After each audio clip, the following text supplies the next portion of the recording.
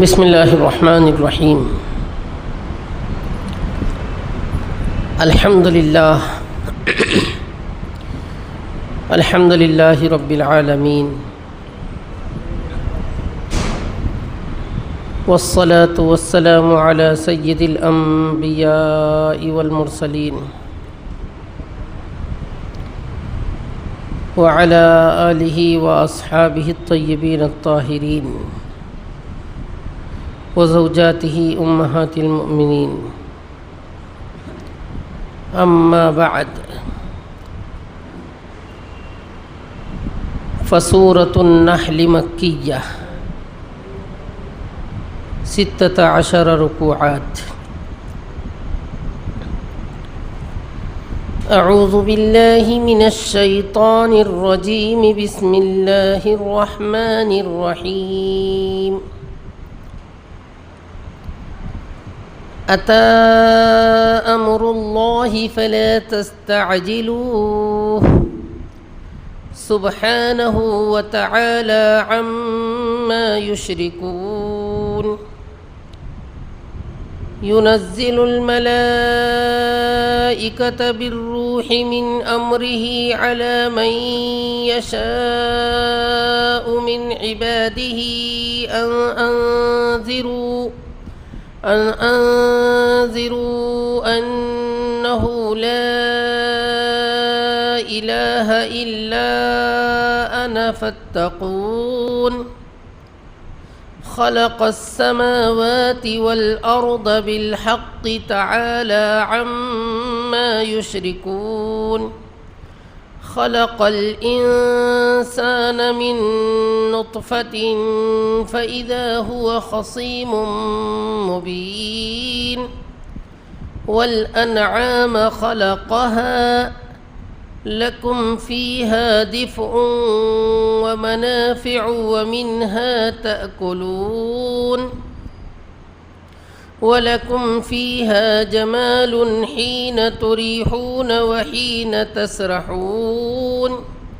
وتحمل أثقالكم إلى بلد لم تكونوا بالغيه إلا بشق الأنفس إن ربكم لرؤوف رحيم. والخيل والبغال والحمير لتركبوها وزينة ويخلق ما لا تعلمون. وعلى الله قصد السبيل ومنها جائر ولو شاء لهداكم أجمعين.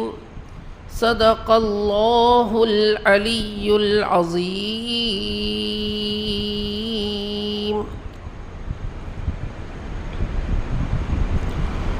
قابل احترام برادران اسلام، بزرگوں، نوجوان ساتھیوں، معزز و مکرم خواتین اسلام،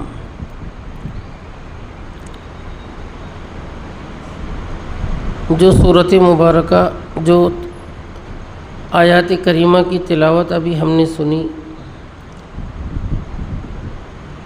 سورۃ النحل کا پہلا رکوع، 14ویں پارے کا 7واں رکوع. اللہ پاک کے فضل و کرم سے آج ہمارا آغاز ہو رہا ہے سورۃ النحل کا. اس سورہ کا نمبر 13 ہے اور نزول کے اعتبار سے 70واں نمبر ہے. نمبر 70 پر یہ سورہ نازل ہوئی. اس سورہ کا مشہور نام سورہ نحل ہے. نحل کے معنی آتے ہیں شہد کی مکھی. اس سورہ مبارکہ میں اللہ پاک نے اپنی قدرت کا ایک عجیب و غریب کرشمہ و نمونہ شہد کی مکھی کا ذکر کیا ہے اور اپنی قدرت کا مظاہرہ کیا ہے. اس مناسبت سے اس کا مشہور نام سورہ نحل رکھا گیا ہے. اس سورہ کا دوسرا نام ہے سورہ نعم. نعمتن کی جمع ہے نعم. اللہ پاک نے اپنی نعمتوں کا بہت تفصیلی تذکرہ اس سورہ مبارکہ میں کیا ہے، اس واسطے اس کو سورہ نعم بھی کہتے ہیں۔ اس سورہ کا تھوڑا سا پس منظر ہم ذہن میں رکھیں۔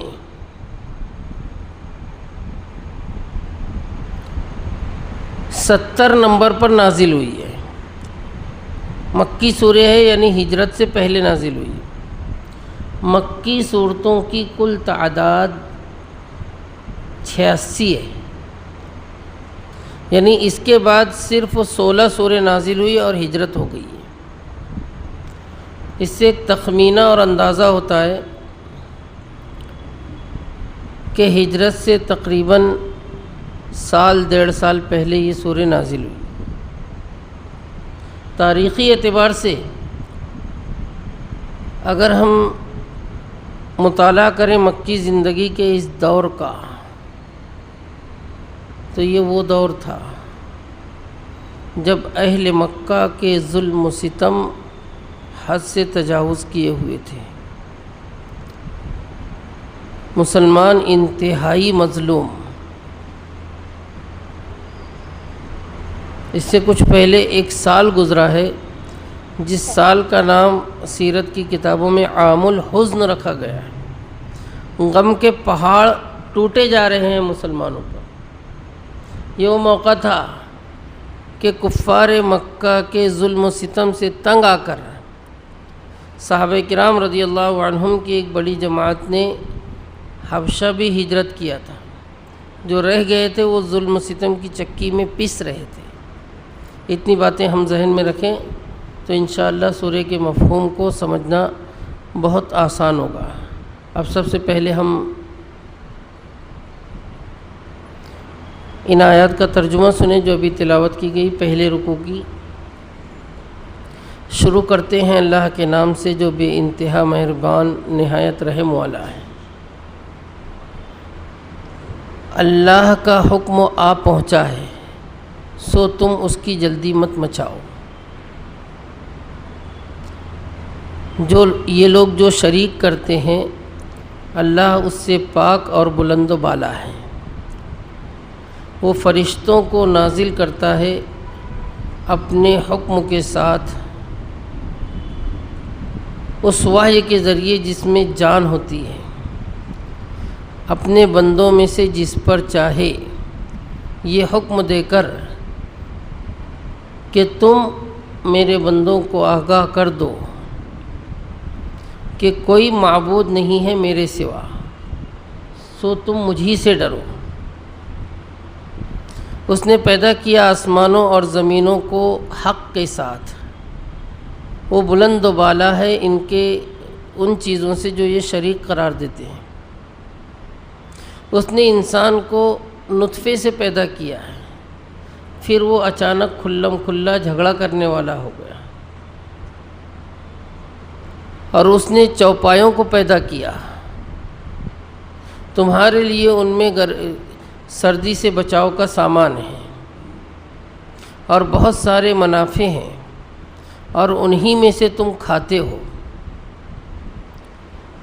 اور صبح کے وقت جب تم ان کو چرانے لے جاتے ہو اور جب شام کو وہ پیٹ بھرے گھر لوٹتے ہیں، اس وقت تمہارے لیے خوشنمائی کا سامان ہوتا ہے۔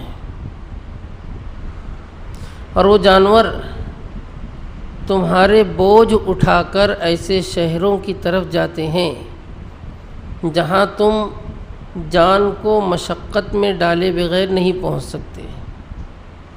یقیناً تمہارا رب بے انتہا شفیق بڑا رحم والا ہے۔ اور گھوڑے اور کھچر اور گدھے اس نے پیدا کیے تاکہ تم ان پر سواری کرو، اور تمہارے لیے زینت کا سامان ہے۔ اور وہ پیدا فرمائے گا تمہارے لیے ایسی چیزیں جو تم نہیں جانتے، اور اللہ ہی کے ذمے ہے تم کو صحیح راستہ دکھانا، اور راستوں میں سے بہت سے ٹیڑھے راستے ہیں۔ اگر وہ چاہتا تو تم سب کو ہدایت دے دیتا۔ یہ پورے رکوع مبارکہ کا ترجمہ ہوا۔ تھوڑا سا ہم حاضر رہیں تو انشاءاللہ مطلب و مفہوم کو سمجھنا بالکل آسان ہے۔ سورہ حجر کے آخری رکوع میں حجر والوں کا تذکرہ ہوا تھا، اور اس میں ان کی یہ بات ذکر کی گئی تھی، پچھلی تمام گستاخ قوموں نے اپنے اپنے انبیاء علیہم السلام کو یہ چیلنج کیا تھا، یہ پیشکش کی تھی کہ جو عذاب سے تم ہمیں ڈراتے ہو لا کر تو بتاؤ کب آئے گا۔ بعین ہی یہی روش کفار مکہ کی بھی تھی۔ اخیر زمانے میں جب انتہائی ظلم و ستم ہو رہا تھا، حضور اکرم صلی اللہ علیہ وسلم نے مسلمانوں سے وعدہ فرمایا کہ اللہ تم کو غالب فرمائے گا، اور انشاءاللہ بہت جلد اللہ دشمنوں کو ہلاک کرے گا۔ تو کفار مکہ کی طرف سے بھی یہی چیلنج کیا گیا کہ تم تو بہت ڈراتے ہو، بہت خوف دلاتے ہو، کب ہوگا یہ معاملہ؟ کچھ آثار تو نظر نہیں آ رہے ہیں۔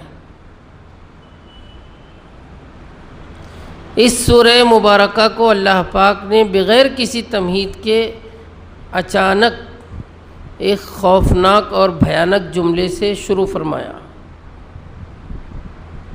تم جلدی مچا رہے ہو، جلدی مت مچاؤ، اللہ کا حکم آیا ہی چاہتا ہے، اللہ کا فیصلہ آیا ہی چاہتا ہے۔ جو چیز آنا یقینی ہوتی ہے اس کو ان الفاظ میں کہا جاتا ہے کہ گویا آ گیا۔ یہاں اللہ کے فیصلے سے کیا مراد ہے؟ بعض مفسرین کی رائے یہ ہے کہ مسلمانوں کا غالب ہونا کفار کا مغلوب ہونا مراد ہے۔ چنانچہ زمانے نے دیکھ لیا کہ چند ہی سالوں میں اسلام ایسا غالب آیا کہ عرب میں آج صدیاں ہو گئی، کفر اس پر غالب نہیں آ سکا۔ اور تو اور یہی اسلام، یہی تعلیمات نبوی علیہ السلام چہار دانگ عالم میں پھیل چکی ہے۔ دوسرا مطلب مفسرین نے بیان کیا ہے کہ اللہ کے فیصلے سے مراد ہے عذاب کا وقت۔ عذاب آ چکا ہے، پچھلی قوموں کی طرح اس امت پر تو ہلاک اور تباہ کر دینے والا عذاب نہیں آیا، لیکن وہ وقت تو بہت قریب آ چکا ہے جب نافرمانوں کو سزا دی جائے گی، دو اعتبار سے۔ ایک تو قیامت کا آنا یقینی ہے، اور قیامت قرآن کریم کی کئی آیات میں بالکل قریب قرار دی گئی۔ حضور اکرم صلی اللہ علیہ وسلم نے ایک موقع پر ارشاد فرمایا، انا والساعۃ کہاتین، دو انگلیوں سے آپ نے اشارہ فرما کر بتایا کہ میں اور قیامت ان دونوں انگلیوں کی طرح، یعنی بالکل قریب قریب ہے، میرا زمانہ ختم ہوگا، قیامت آ جائے گی۔ آپ نے صحابہ کرام رضی اللہ عنہم کا یہ ذہن بنایا تھا کہ اس مبارک دور میں بھی، خیر القرون میں بھی آندھی ہوا وغیرہ چلتی تھی تو صحابہ کرام کو یہ خوف پیدا ہو جاتا تھا کہ کہیں قیامت تو نہیں آ گئی۔ کچھ ذہنوں میں اشکال پیدا ہوتا ہے کہ آپ نے تو بہت قریب بتایا، 1400-1500 سال ہو گئے ابھی تک قیامت نہیں آئی اور پتہ نہیں کب آئے گی۔ ہم اس کو ذہن میں رکھیں، یہ بظاہر طویل مدت ہمیں معلوم ہو رہی ہے، لیکن در حقیقت پوری دنیا کی عمر بھی اگر جوڑی جائے تو آخرت کے اعتبار سے یہ بہت مختصر ہے، بہت قلیل ہے۔ آخرت بالکل قریب ہے، قیامت بالکل قریب ہے۔ حضور اکرم صلی اللہ علیہ وسلم نے ایک موقع پر مثال سے ارشاد فرمایا کہ سمندر میں انگلی ڈبو کر نکال لو، دیکھ لو انگلی پر کتنا پانی لگا ہے۔ یہ پورا پانی دنیا کی زندگی ہے اور سارا سمندر آخرت ہے۔ ہم اس سے اندازہ کر سکتے ہیں کہ قیامت کتنی قریب ہے۔ اللہ کے نبی صلی اللہ علیہ وسلم نے اس مثال کو قسم کھا کر بیان فرمایا ہے، دنیا کی زندگی آخرت کی زندگی کی مثال دیتے ہوئے۔ تیسرا ایک مفہوم اور قریب تر ہے۔ چلیے ہم مانتے ہیں کہ نبی اکرم صلی اللہ علیہ وسلم کی حیات مبارکہ سے لے کر قیامت تک کچھ فاصلہ نظر آ رہا ہے، کچھ وقت نظر آ رہا ہے، لیکن ہر ایک انسان کی ایک انفرادی قیامت ہوتی ہے جو اس کی موت کا وقت ہے۔ یہ کتنا ہے؟ اگر بہت زیادہ طویل ہوا تو 100 سال۔ 100 سال کو آخرت کے مقابلے میں کچھ بھی نسبت نہیں ہے، ایک دن کا 10واں حصہ بھی نہیں ہے۔ اس لیے کل قیامت میں جب لوگوں سے پوچھا جائے گا کہ دنیا میں کتنا رہ کر آئے تھے، تو قرآن کریم میں اللہ نے فرمایا ہے، کہہ رہے ہیں لبثنا یومن او بعد یوم، ہم ایک دن یا آدھا دن، ایک دن کا کچھ حصہ ٹھہر کر آئے۔ بہرحال ان تنبیہ آمیز جملے سے اللہ نے سورہ کا آغاز فرمایا کہ اللہ کا یہ حکم، یہ فیصلہ آ چکا ہے، تم جلدی مت مچاؤ، کب آئے گا کب آئے گا، لا کر بتاؤ۔ پھر اللہ نے توحید پر انتہائی جامع الفاظ میں دلائل پیش کیے۔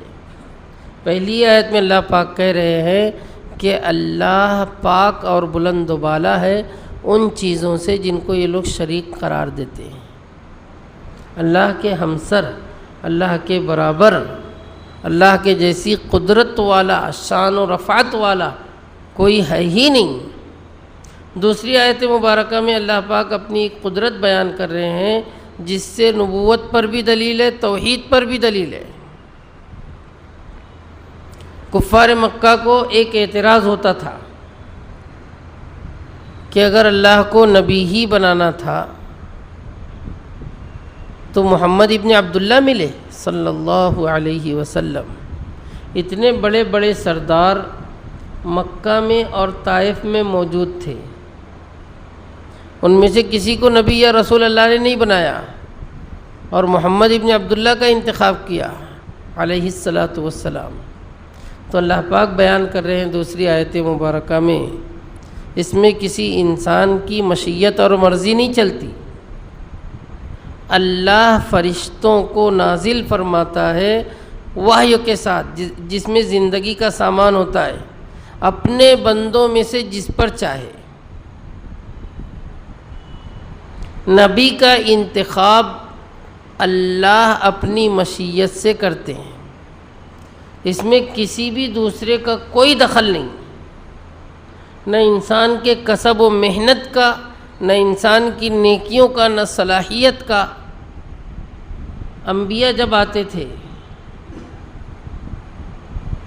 تو اللہ ہی منتخب فرماتے تھے، اور جتنے انبیاء دنیا میں آئے، جتنے انبیاء کرام علی نبینا وعلیہم الصلاۃ والسلام دنیا میں تشریف لائے ہیں، سب کی تعلیم میں ایک بات مشترک تھی۔ اللہ کہہ رہے ہیں ان سب کو اللہ ہی نے بھیجا تھا، اللہ ہی نے فرشتوں کو ان کے پاس بھیجا تھا، اور کیا خبر دے کر بھیجی تھی؟ لوگوں کو ڈرا دو، میرے سوا کوئی معبود نہیں اور تم مجھی سے ڈرنا، اللہ کے علاوہ کسی کا خوف نہیں ہونا چاہیے۔ عقلی بہت زبردست دلیل موجود ہے نبوت پر۔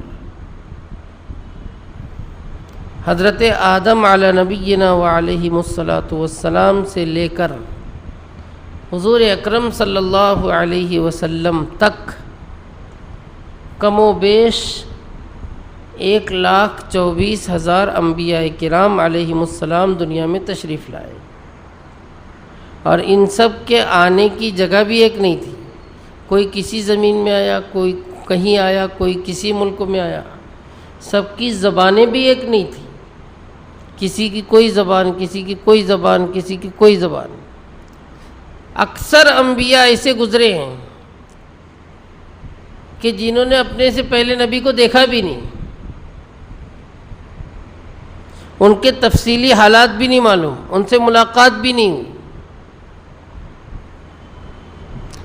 لیکن تعلیم سب کی ایک جیسی، لا الہ الا اللہ۔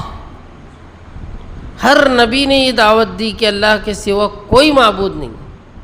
اگر انسان میں تھوڑی سی بھی عقل ہے تو یہ بات بالکل آیا ہے کہ مختلف زمانے میں تشریف لائے ہوئے انبیاء کرام، ایسے انبیاء کرام جن کو ایک دوسرے کی تفصیلی خبر بھی نہیں ہے، حضور اکرم صلی اللہ علیہ وسلم کو بھی اللہ نے یہ جملہ قرآن میں خطاب کر کے فرمایا ہے کہ پچھلے انبیاء جو گزرے ہیں ان میں سے کچھ کے واقعات تو ہم نے آپ کو سنا دیے ہیں اور کچھ کے قصے بیان نہیں کیے۔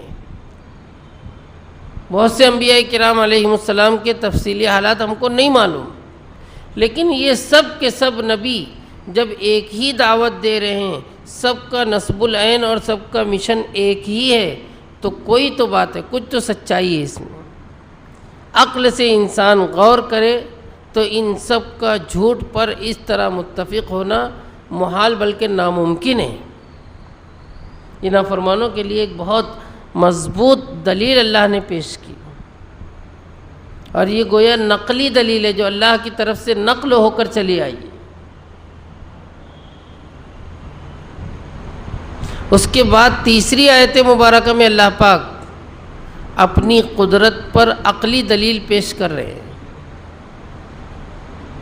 جس کو مشرکین مکہ بھی مانتے تھے، مشرکین عرب بھی جس کے قائل تھے۔ خلق السماوات والارض بالحق، اللہ تعالیٰ نے تمام آسمان اور زمین ٹھیک ٹھیک پیدا کی، حق کے ساتھ پیدا کی۔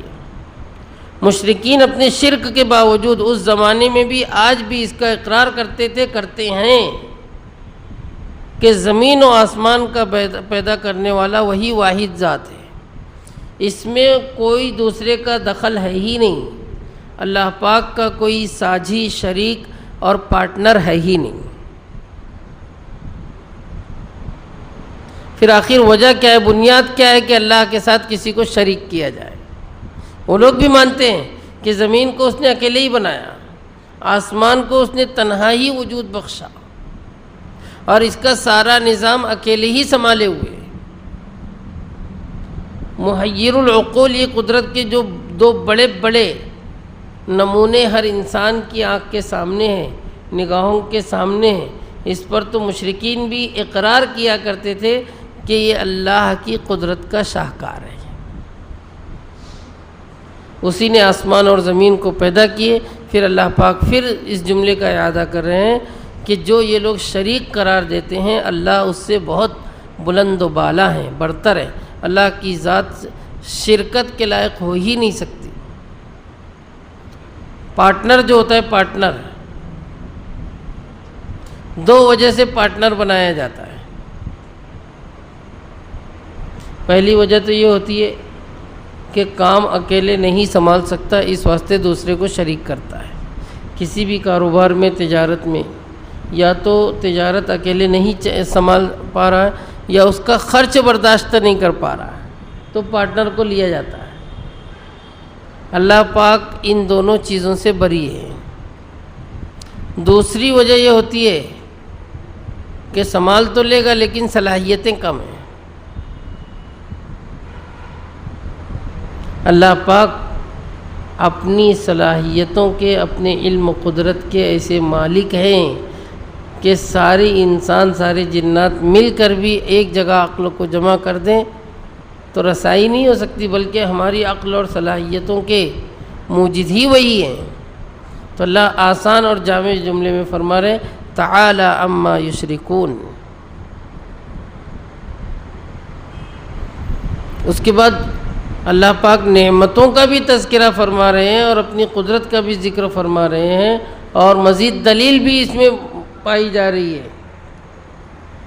ان دونوں کے بعد اب انسان اپنا وجود دیکھے۔ انسان کو اللہ نے نطفے سے پیدا کیا، منی کا ایک قطرہ۔ جب وہ قطرہ تھا، بے جان تھا، کوئی صلاحیت اس میں نہیں تھی، بلکہ وہ تو گھن کے قابل تھا، کپڑے اور جسم پہ لگ جاتا تو دھونے کے لائق تھا۔ اس میں کوئی قوت گویائی نہیں تھی، کوئی صلاحیت نہیں تھی، لیکن اسی ناپاک قطرے کو اللہ نے جب وجود دے دیا، انسان بنا دیا، تو یہی انسان آگے چل کر جھگڑالو ہو جاتا ہے، خصیم مبین، سخت جھگڑالو، کھلم کھلا جھگڑا کرنے والا۔ مبالغے کا صیغہ ہے، کہنا یہ چاہتے ہیں کہ اللہ نے اپنی قدرت سے اس کو انسان بنایا اور یہ اللہ کی توحید کا انکار کر کے گویا مقابلے پر کھڑا ہو رہا ہے، اس سے تقابل پر آ رہا ہے۔ کتنی عجیب و غریب ناسپاسی اور ناشکری ہے کہ ایک طرف تو وہ ہمیں وجود بخشے اور دوسری طرف ہم اسی کی خدائی اور الوہیت کے منکر ہو جائیں۔ اس سے بڑا ظلم زمین پر کوئی ہے ہی نہیں۔ اسی لیے اللہ نے قرآن میں کہا ہے ان الشرک لظلم عظیم۔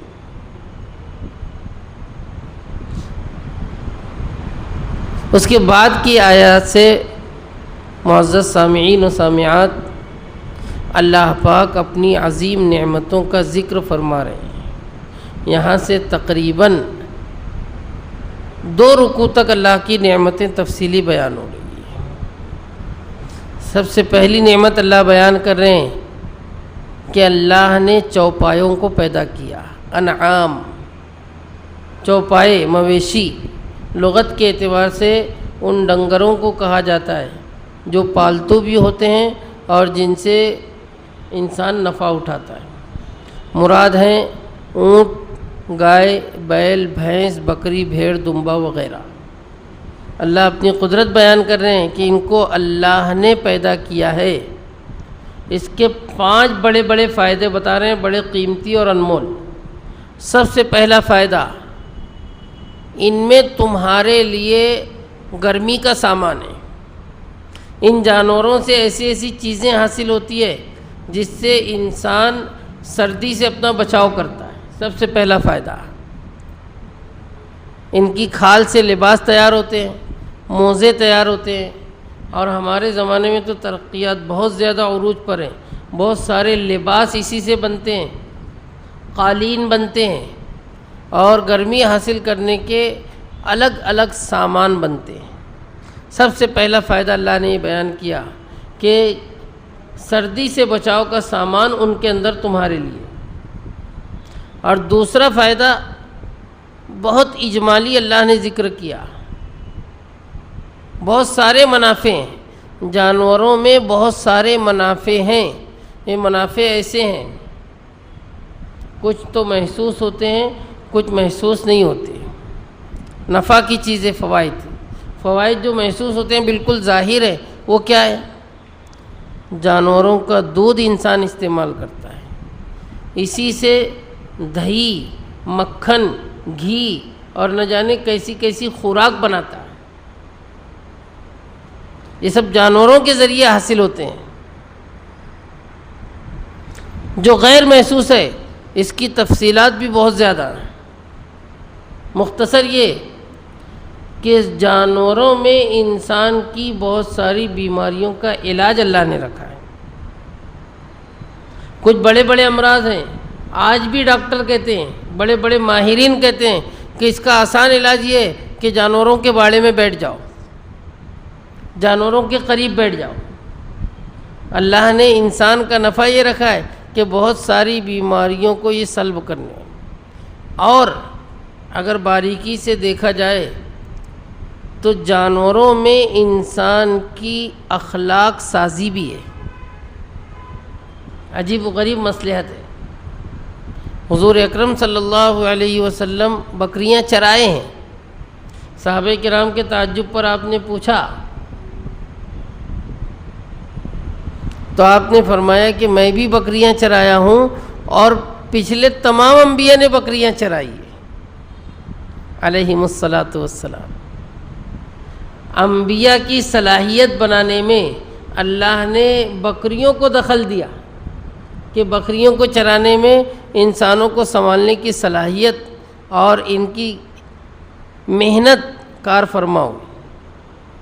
بہرحال دوسرا فائدہ اللہ نے یہ ذکر کیا کہ ان جانوروں میں تمہارے لیے بہت سے منافع ہیں۔ جانوروں کے زندہ رہتے ہوئے بھی جانوروں کے مر جانے کے بعد بھی انسانوں کے لیے افادیت اللہ نے رکھی ہے، منافع رکھے ہیں، اس کو ہم ذہن میں رکھیں۔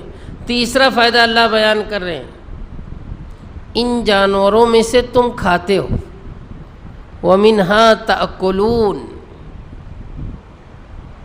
جانوروں کو اللہ نے انسان کی غذا بنائی، لیکن تمام جانور نہیں، لفظ ہی اشارہ کر رہا ہے ان میں سے کچھ کو تم کھاتے ہو۔ اور ایک دوسرا مطلب بھی ہو سکتا ہے کہ جانور کا کچھ حصہ تم کھاتے ہو۔ جانوروں میں سے بہت ساری چیزیں ایسی ہیں جن کا کھانا حرام ہے، 7 اعضاء کی ممانعت حدیث میں آئی ہے، ایسے ہی ان کے علاوہ بھی اس کی کھال استعمال کی جاتی ہے لیکن کھائی نہیں جاتی، ہڈیاں کھائی نہیں جاتی، پھینک دی جاتی ہے۔ ایسے ہی حرام مغز، غدود وغیرہ، مثانہ، پت، عضو مخصوص وغیرہ جو حرام ہے ان کو نہیں کھاتے۔ اور جانوروں میں کچھ خاص اللہ نے انسان کی غذا کے لیے بنائے ہیں، ہم اچھی طرح ذہن میں رکھیں۔ اس فائدے پر کچھ دنیا دار عقل مند اعتراض کرتے ہیں کہ یہ تو ظلم نظر آتا ہے، یہ ظلم نظر آتا ہے کہ اپنا پیٹ بھرنے کے لیے جانور پر چھری چلائی جائے اور اس کو کھا لیا جائے۔ بظاہر یہ جانوروں پر ظلم ہے، لیکن در حقیقت یہ ظلم نہیں ہے۔ اس میں اگر غور کیا جائے، فائدے دیکھے جائیں، تو اللہ نے سب سے آسان بات تو یہ ہے کہ اللہ نے حلال کیا ہے، ایک مسلمان کے لیے یہی دلیل کافی ہے۔ لیکن عقلی طور پر کچھ مسلمان بھی اس سے متاثر ہوتے ہیں۔ تھوڑا سا غور کرنے کی کوشش کریں، جو لوگ یہ اعتراض کرتے ہیں وہ اندھے ہو کر کرتے ہیں، یہ ہم اچھی طرح ذہن میں رکھیں۔ ان جانوروں کو کھانا تو ظلم قرار دے رہے ہیں، لیکن انہی جانوروں کا کپڑا پہننا، موزہ پہننا ان کے نزدیک ظلم نہیں مانا جا رہا ہے۔ انہی سے اپنی استعمال کی چیزیں بنا رہے، وہ ظلم نہیں ہے۔ اور یہ جو اعتراض کرنے والے مشرکین ہیں، یہ وہ مشرکین ہیں جو جانوروں کو ذبح کرنے اور کھانے پر اعتراض کر رہے ہیں، لیکن خود اپنے بتوں کے آگے بکروں کی گردنیں مار رہے ہیں، سانڈ چڑھا رہے ہیں، کبھی ذبح کر رہے ہیں، کبھی بلی دے رہے ہیں۔ اگر عقلی طور پر اور صلاحیت کے طور پر دیکھا جائے تو جانوروں کو کھانے میں جانوروں کی عزت ہے، اس کو ہم ذہن میں رکھیں۔ مخلوقات میں اشرف المخلوقات انسان کو بنایا ہے اللہ نے۔ حلال جانور کو اگر یہ کھائے تو اب وہی حلال جانور کا گوشت، اس کی چیزیں انسان کے جسم کا عضو بنے گا۔ یہ تنزل سے ترقی حاصل ہوئی۔ میں بہت مختصر الفاظ میں حقیقت بیان کرنے کی کوشش کر رہا ہوں۔ یہ نیچے سے اوپر درجے میں پہنچایا گیا، ظلم کہاں سے ہو گیا؟ جانور کو جانور کی حیثیت سے ہٹا کر انسان کے جسم کا حصہ بنا دیا گیا۔ اور اگر مطلق جانور کو مارنا حرام اور ظلم ہوتا تو سانپ، بچھو اور موذی جانوروں کو بھی مارنا حرام رہنا چاہیے، جبکہ یہ سب کے نزدیک بالاتفاق مباح اور درست ہے کہ جو جانور اذیت پہنچانے والے ان کو مارو۔ حضور اکرم صلی اللہ علیہ وسلم نے بھی حکم دیا ہے، اقتلوا الموذی قبل ایذائہ۔ بہرحال مختصر یہ کہ جانوروں کو کھانے کا اللہ نے ہمارے لیے نفع کی چیز بنایا ہے، اور اس میں جانوروں پر قطعاً ظلم نہیں ہے، بلکہ اس کے آداب جو بتائے گئے، آداب کے مطابق جن جانوروں کو کھایا جاتا ہے اس میں ان کی عزت و اکرام ہے۔ ہاں البتہ ظلم کرنے سے خود ہماری شریعت بھی منع کرتی ہے، ناحق جانور کو مارا نہ جائے، ڈنڈا مارنے سے بھی منع کیا گیا ہے، ان کو بھوکا پیاسا رکھنے سے بھی منع کیا ہے، ان پر کمزوری کی حالت میں سواری کرنے سے ہم کو منع کیا گیا۔ جانوروں کے مالکوں کو نبی اکرم صلی اللہ علیہ وسلم نے ڈانٹا ہے کہ فلاں اونٹ تمہاری شکایت کر رہا ہے کہ کھانے کو کم دیتے ہو اور بہت زیادہ ڈھوتے ہو۔ بہرحال معزز سامعین، یہ اللہ جانوروں کے منافع بیان کر رہے ہیں، جانوروں کو اللہ نے پیدا کیا ہے اپنی قدرت سے، اللہ خود ذکر کر رہے ہیں۔ تیسرا فائدہ یہ ہے کہ جانوروں میں سے تم کھاتے ہو۔ چوتھا فائدہ، یہ جانور جب صبح کے وقت چرنے نکلتے ہیں، جب شام کے وقت تو پیٹ بھرے گھر لوٹتے ہیں، اس وقت تمہارے لیے زینت کا سامان ہوتا ہے، جمال ہوتا ہے، خوشنمائی کا منظر ہوتا ہے۔ ہم شہر کے رہنے والے ہیں، جانوروں سے اتنے مانوس نہیں ہیں، پھر بھی یہ منظر ہم دیہاتوں وغیرہ میں مشاہدہ کر سکتے ہیں۔ عرب اولین مخاطب تھے قرآن کے، اس واسطے ان کے مزاج کو رکھ کر نعمتیں شمار کرائی جا رہی ہے۔ اس وقت کا منظر بہت روح پرور مانا جاتا تھا عرب میں، اور آج بھی مانا جاتا ہے۔ جن علاقوں میں اونٹوں کے ریوڑ جاتے ہیں چلنے کے لیے، بکریوں کے ریوڑ جاتے ہیں چرنے کے لیے، خاص طور پر صبح اور شام کا منظر قابل دید ہوتا ہے، اور اس وقت جانوروں کے مالک کو بڑی دلی فرحت اور خوشی محسوس ہوتی ہے۔ تو چوتھا نفع اللہ پیش کر رہے ہیں کہ تمہارے لیے اس میں جمال ہے، یعنی زینت کا سامان ہے۔ یہاں ایک نقطہ مفسرین نے بیان کیا ہے کہ جمال اور زینت اختیار کرنا یہ مباح بلکہ جائز ہے۔ انسان کو بھی ایسی چیزیں استعمال کرنا چاہیے جس سے وہ خوشنما نظر آئے، اچھے لباس ہو، رہن سہن اچھا ہو، عورتیں زینت کی چیزیں استعمال کریں، لیکن یہ جمال اور زینت عجب اور تفاخر کے طور پر نہ ہو۔ اس میں خاص طور پر ایک بات ذہن میں رہے کہ ان چیزوں کی وجہ سے ہم اپنے آپ کو دوسروں سے بڑا نہ سمجھنے لگ جائیں۔ یہ تکبر ہے، میرا کپڑا اس کے کپڑے سے بہتر ہے، میری سواری اس کے سواری سے بہتر ہے، میرا مکان اس کے مکان سے بہتر ہے، میری فلاں چیز اس سے اچھی ہے۔ یہ تکبر ہے۔ اچھی چیزیں ہمیں استعمال کرنے کا حکم دیا گیا ہے، اس کی مدح سرائی حدیث میں کی گئی ہے۔ اللہ جمیل ہے، جمال کو پسند فرماتا ہے۔ ان اللہ جمیل یحب الجمال۔ آپ اچھی چیزیں استعمال کرو، آپ کے لباس عمدہ رہیں، آپ کے چپل جوتے بہتر رہیں، آپ کی سواری بہتر رہے، آپ کا رہن سہن بہتر رہے، لیکن تکبر نہیں چلے گا۔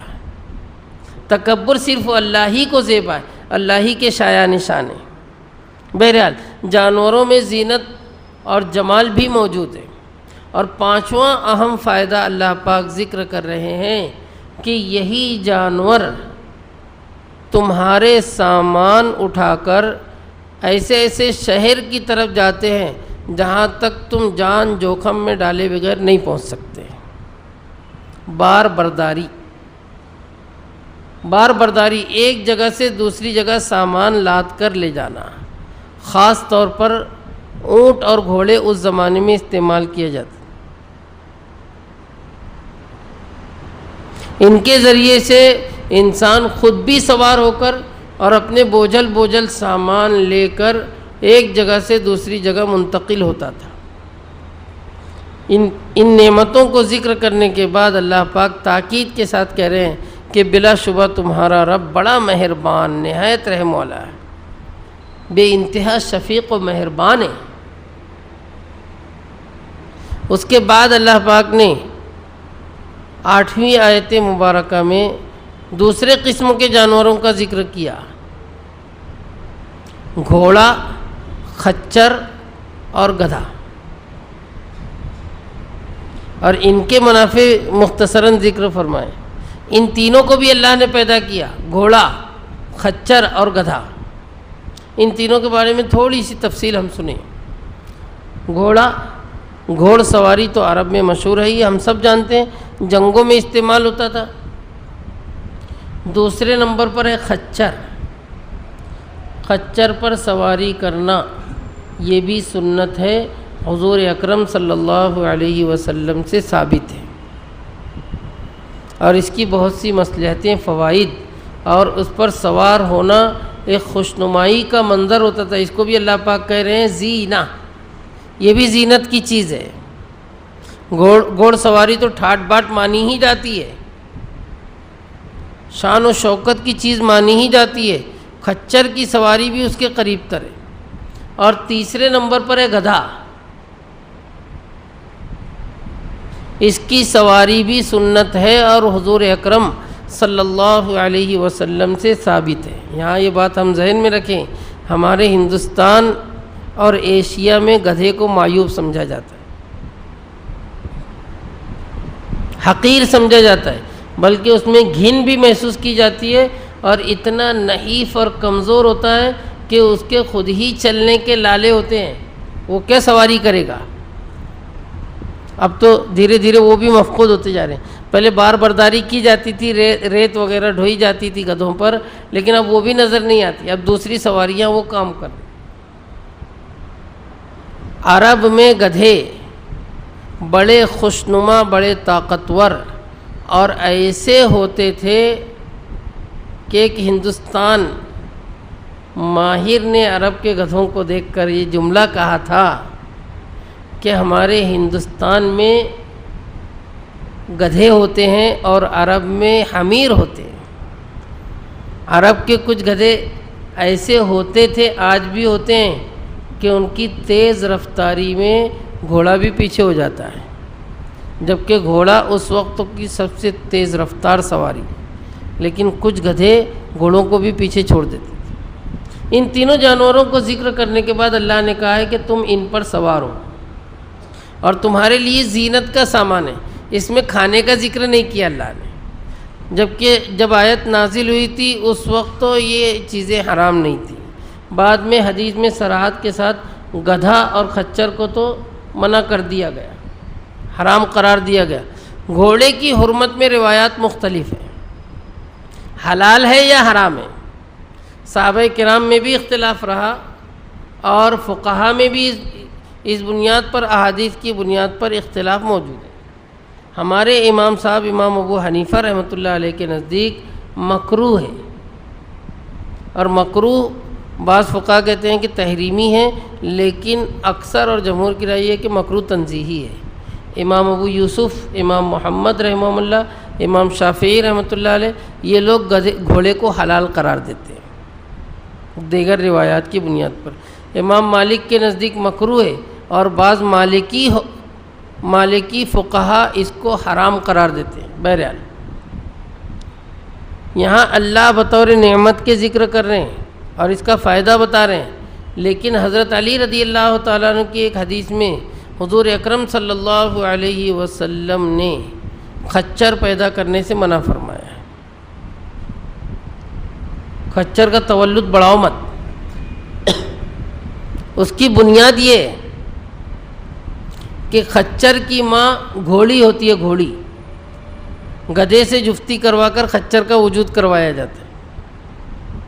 تو اس کی بنیاد یہ ہے کہ گھوڑی سے جب گھوڑا پیدا ہو سکتا ہے تو خچر پیدا مت کرو، یعنی گھوڑی کو گھوڑے کے ساتھ رکھیں گے تو گھوڑوں کی نسل بڑھے گی، جو انسان کے بعد سب سے معزز مخلوق مانی گئی ہے، اعلی جہاد ہے۔ بعض فقہا یہی کہتے ہیں کہ گھوڑے کی حرمت کی وجہ یہ ہے کہ انسان اشرف المخلوقات ہے، اور اس کے بعد سب سے پہلا نمبر ہے گھوڑے کا، اس واسطے اس کا گوشت تو حرام قرار دیا گیا ہے، محترم ہونے کی بنا پر، کوئی حرمت کی وجہ تو نہیں تھی، لیکن وہ قابل احترام ہے، قابل اعزاز ہے اس واسطے۔ بہرحال یہ فقہ کی دوسری تفصیلی بحث ہے، یہاں صرف ایک بات کا تصفیہ کرنا ہے کہ ان نعمتوں کو اللہ پاک ذکر بھی کر رہے ہیں، لیکن دوسری حدیث میں خچر کے پیدا کرنے کی ممانعت بھی آ رہی ہے۔ ممانعت کی وجہ دوسری ہے، جب ایک چیز سے اونچی چیز حاصل ہو سکتی ہے تو کمتر حاصل مت کرو، اس کو ہم ذہن میں رکھیں۔ تو اللہ کہہ رہے ہیں کہ ان کو بھی اللہ نے پیدا کیا تاکہ تم ان پر سواری کرو، اور یہ زینت کی چیزیں ہیں۔ اس زمانے کے لحاظ سے جو سواریاں تھیں اللہ نے اس کو ذکر کیا۔ اب مشکل یہ ہے کہ ہمارے زمانے میں وہ سب سواریاں چھوٹ گئی۔ ہم کائے پر سوار ہوتے ہیں؟ موٹر سائیکل، سائیکل، رکشہ، فور ویلر، ٹرین، جہاز اور ترقیات ہوتی ہی جا رہی ہیں، تو ان سب کا ذکر قرآن میں ہے ہی نہیں۔ استاذ الاساتذہ مولانا یعقوب نانوتوی رحمۃ اللہ علیہ سے کسی نے یہ سوال کیا کہ قرآن میں ٹرین کا ذکر کہیں موجود نہیں ہے، ریل کا کہیں ذکر آیا ہی نہیں، تو انہوں نے برجستہ جواب دیا کہ موجود ہے، اور دلیل میں یہی آیت پیش کی۔ آگے اللہ کہہ رہے ہیں اللہ ایسی چیزیں پیدا کریں گے جن کو تم نہیں جانتے۔ اگر نزول قرآن کے زمانے میں ان چیزوں کا نام لیا جاتا نا تو پہچاننا تو دور، تشویش میں مبتلا ہو جاتے۔ قیامت تک جتنی ایجادات ہوگی اللہ نے سب کی ذمہ داری لے لی ہے۔ وَيَخْلُقُ مَا لَا تَعْلَمُونَ، ابھی تم کو معلوم نہیں کیا کیا ایجاد، ہمیں بھی نہیں معلوم، ہمارے زمانے تک جو ہو چکا ہے وہ تو ہم دیکھ لیے، لیکن نت نئی چیزیں روز بروز ترقی میں ہوتی ہی جا رہی ہیں۔ کتنی سواریاں ایسی ہیں جو ہمارے بچپن میں نہیں تھی، جوانی میں دیکھ لیے، جوانی میں نہیں تھی، بڑھاپے میں دیکھ لیے، اور چند ہی سالوں میں پھر نئی سواری، پھر نئی سواری، انہی سواریوں میں نئی ترقیات۔ ایک ہی جملے میں اللہ نے سب کو جمع کر دیا، وَيَخْلُقُ مَا لَا تَعْلَمُونَ۔ غور کرنے کی بات ہے، جو لوگ عربی سے مانوس ہیں، پہلے اللہ نے لفظ خلق ماضی استعمال کیا، وَالْأَنْعَامَ خَلَقَهَا، ماضی ہے یعنی اللہ نے ان کو پیدا کر دیا، لیکن جو نہیں ہوئی تھی اس کے لیے اللہ نے مضارع کا لفظ استعمال کیا، یخلق، جو مستقبل پر دلالت کرتا ہے، اللہ بنوائے گا، پیدا کرے گا۔ اس انسان کو اللہ نے اتنی عقل اور صلاحیت دی ہے کہ اللہ کی پیدا کی ہوئی دھات کے ذریعے سے ان کو جوڑ کر ان کے استعمال کے قابل بنا کر پھر نت نئی سواریاں ایجاد کریں۔ اب اس میں ساری سواریاں آ گئی، کیا ٹرین، کیا جہاز، کیا پانی کے جہاز، انسان بناتا ہی جاتا ہے، ترقیات ہوتی ہی رہتی ہے۔ یہ سب اللہ کی نعمتیں ہیں۔ ان نعمتوں سے ہمیں یہ اخذ کرنا ہے کہ عبادت کے لائق صرف وہی ہے، توحید۔ اور پھر نبوت پر آخری آیت میں اللہ پاک ایک اور دلیل دے رہے ہیں، سیدھا راستہ بتانا یہ اللہ ہی کے ذمے، اللہ نے اپنی ذمہ داری لی ہے۔ انسان کی نفع کی کچھ چیزیں ایسی ہیں جو اللہ نے اس کی عقل پر موقوف کر دیا ہے۔ دنیا کی ضروریات، کھانا پینا پکانا رہنا سہنا، یہ اپنی ثوابدید سے کرتا رہے، لیکن ہدایت کا مدار، کامیابی کا راستہ کیسے ملے گا؟ انسان کی عقل کی بنیاد پر ہوتا تو انسان تو ویسے ہی ہر معاملے میں ہزاروں راستے طے کرتا ہے۔ اللہ نے اس کا ایک ہی راستہ رکھا ہے، انبیاء کرام علی نبینا و علیہم الصلاۃ والسلام کو بھیج کر ہدایت کا راستہ بتائیں۔ ہم اگر اس راستے کو چھوڑ کر کہیں اور کامیابی ڈھونڈنا چاہیں، تلاش کرنا چاہیں، نہیں ملے گی، نہیں ملے گی، کتنے ہی عقل مند ہو، کتنے ہی باصلاحیت ہو۔ تو اللہ نے یہ ذمہ داری لی ہے کہ درست راستہ بتانا اللہ کی ذمہ داری ہے، اور راستوں میں سے بہت سے ٹیڑھے راستے بھی ہیں، گمراہی کے راستے جو تباہی اور بربادی تک پہنچا دیتے ہیں۔ اور آخری جملے میں اللہ پاک فرما رہے ہیں اگر وہ چاہتا تو تم سب کو ہدایت دیتا، پوری زمین پر ایک بھی کافر اور مشرک نہ رہتا، ایک بھی نافرمان نہ رہتا، اللہ سب کو ہدایت پر جمع کر دیتے، لیکن اللہ کی مشیت یہ ہے کہ انسان کا امتحان لیا جائے، کون حق کو قبول کرتا ہے، کون ٹھکرا دیتا ہے، کون حق کو مان لیتا ہے، کون انکار کرتا ہے۔ اس بنیاد پر اللہ نے سمجھ بھی دے دی، اور پھر سمجھ کے مطابق راستے بتا بھی دیے، اس راستے کو اختیار کرو گے کامیابی تک پہنچو گے، اس راستے پر چلو گے ناکام ہو جاؤ گے۔ اب امتحان ہو رہا ہے۔ یہ ہمارے آج کے رکوع کی تفصیلات ہوئی۔ ابھی آئندہ رکوع کی آیات میں بھی اللہ پاک کی عجیب عجیب نعمتوں کا تذکرہ ہو رہا ہے۔ اسی بنیاد پر اس سورہ مبارکہ کا دوسرا نام ہے سورۃ النعم، نعمتوں کا تذکرہ۔ یہ جو نشانیاں ابھی بیان ہوئی، خاص طور پر اخیر کی 5 آیتوں میں، بزرگوں اور دوستوں اگر ان میں ہم غور کریں تو بہت گہرائی تک پہنچ سکتے ہیں، اور سب سے آسان چیز توحید کے قائل ہو سکتے ہیں۔ اللہ وحدہ لا شریک لہ ہے، اس کا کوئی شریک نہیں، اس کے برابر کوئی قدرت والا نہیں۔ اصل نفع صرف اور صرف اللہ پاک کا نفع ہے، اور نقصان کا بھی مالک صرف اور صرف وہی ہے۔ وآخر دعوانا ان الحمد للہ رب العالمین۔ بسم اللہ الرحمن الرحیم۔ الحمد للہ رب العالمین۔ اللہم صل علی محمد وعلی آل محمد وبارک وسلم۔ لا الہ الا اللہ الحلیم الکریم، سبحان اللہ رب العرش العظیم، والحمد للہ رب العالمین۔